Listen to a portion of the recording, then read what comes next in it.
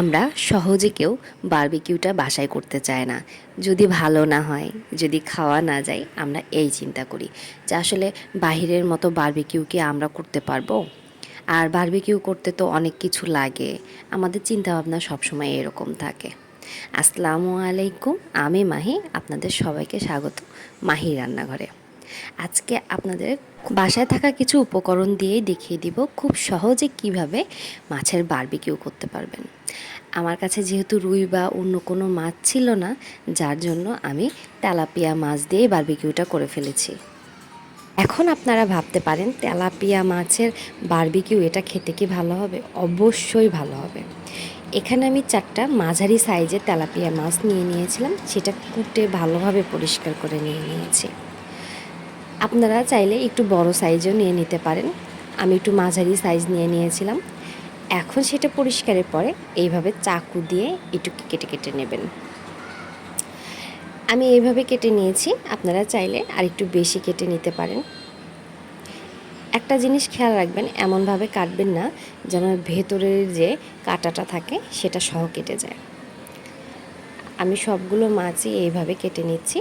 এখন আমরা মশলা তৈরি করব। আমি এখানে 2.5 চামচের মতো আদা রসুন বাটা নিয়ে নিয়েছি।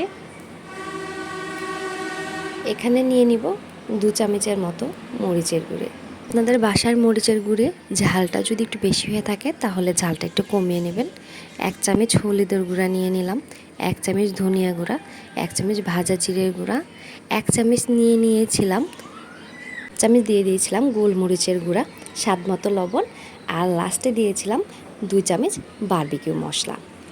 আপনাদের মাছ যদি সাইজে বড় হয়ে থাকে আর যদি বেশি করে নিয়ে থাকেন তাহলে মশলাটা আরেকটু বেশি বানাবেন। এখন আমি সবগুলো উপকরণ একসাথে মিশিয়ে এই যে মাছের গায়ে গায়ে লাগিয়ে নিব। আমি মাছ যেভাবে কেটেছি সে কাটার ভেতরেও ভালোভাবে দিয়ে দিব, হাত দিয়ে সুন্দরভাবে মাখিয়ে নিচ্ছে। আপনারা চেষ্টা করবেন এপিট ওপিট করে বারবার মাখিয়ে নেওয়ার। আমি ওখানে তেলটা মিক্সড করিনি, আমি পরে তেল দিয়ে দিব। আপনারা চাইলে হালকা তেল মিক্সড করতে পারেন। আমি এইভাবে সবগুলো মাছের গায়ে মশলাগুলো সুন্দরভাবে লাগিয়ে নিচ্ছি। একটু সময় নিয়ে লাগাবেন, তাহলে দেখবেন মাছগুলো খেতে অনেক বেশি মজা লাগবে, মশলাগুলো মাছের ভেতরে ঢুকে যাবে। আর এই যে লাস্ট পর্যায়ে দিয়ে দিচ্ছি লেবুর রস।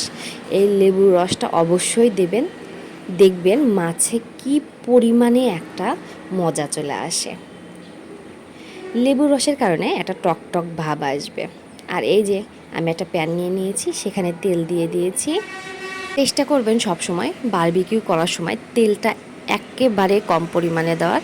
আমার ভুল হয়ে গিয়েছিল, আমি তেলটা বেশি দেওয়ার কারণে আমার মাছটা ভেঙে যাচ্ছিল, উল্টাতে আমার অসুবিধা হচ্ছিল। আপনারা যদি তেল কম দিয়ে থাকেন এবং পরে যদি তেল ব্রাশ করেন তাহলে দেখবেন সহজে মাছটা ভাঙবে না এবং ওটা উল্টাতে আপনাদের জন্য অনেক বেশি ইজি হয়ে যাবে। এখন যে আমি সাইড করে কিছু মশলা রেখে দিয়েছিলাম, সেই মশলাই মাছগুলোর গায়ে ব্রাশ করে দিয়ে দিচ্ছি এবং তেলগুলো ব্রাশ করে দিচ্ছি। দেখুন আমার প্যানে তেল বেশি দেওয়া হয়েছিল বিধায় আমি সেই প্যান থেকেই তেলগুলো দিয়ে দিচ্ছি। আমি আদার্স বাহির থেকে কোনো তেল দিইনি। আমি হালকা একটু ঢাকা দিয়ে দিয়েছিলাম। ঢাকা না দিলেও চলবে, কারণ এই মাছগুলো এমনিতেই সিদ্ধ হয়ে যায়। বাহিরে অনেক নয়েজ থাকার কারণে মানে ঠিক মতো ভয়েস দিতে পারছি না, সেই সাউন্ডগুলো আমার কানে বারবার আসছে। জানি না এটা হচ্ছে ভিডিওতে প্রবলেম হবে কি না। আচ্ছা, এই তো আমি এখন মাছগুলো এভাবে উল্টে পাল্টে দিচ্ছি যতক্ষণ না পর্যন্ত দুই পাশেই ভালোভাবে পোড়া পোড়া হবে, ততক্ষণ পর্যন্ত ভেজে নিব।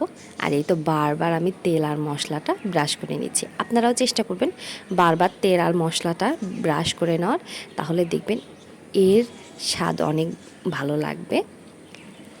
আর এটার যে একটা ফ্লেভার আসছিল, মানে এই ফ্লেভারেই মনে হচ্ছে পেট ভরে গেছে, এত মজার একটা ফ্লেভার আসছিল। বারবিকিউ মশলা দেওয়ার কারণে এর ফ্লেভারটা খুবই ভালো আসবে। এই তো আমি এপিট ওপিট করে ভেজে নিয়েছি। এখন আমি একটা একটা করে নামিয়ে অতিরিক্ত তেল দেওয়ার কারণে আমার একটা ভেঙে গেছে। আচ্ছা যাই হোক, আমি নেক্সটগুলো খুব ভালো করার চেষ্টা করব। এটা এখন আমি এক এক করে দুইটাই তুলে ফেলবো।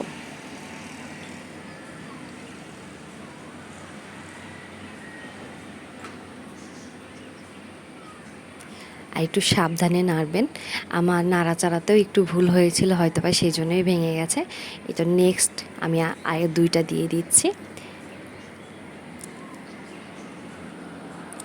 এই দুটো আমি সেম প্রসেসে একইভাবে তেল ব্রাশ করে নিচ্ছি। এটাতে আমি তেল অনেক কম দিয়েছিলাম, আমি আলাদা করে তেল নিয়ে ব্রাশ করছিলাম এবং মশলাগুলো ব্রাশ করছিলাম।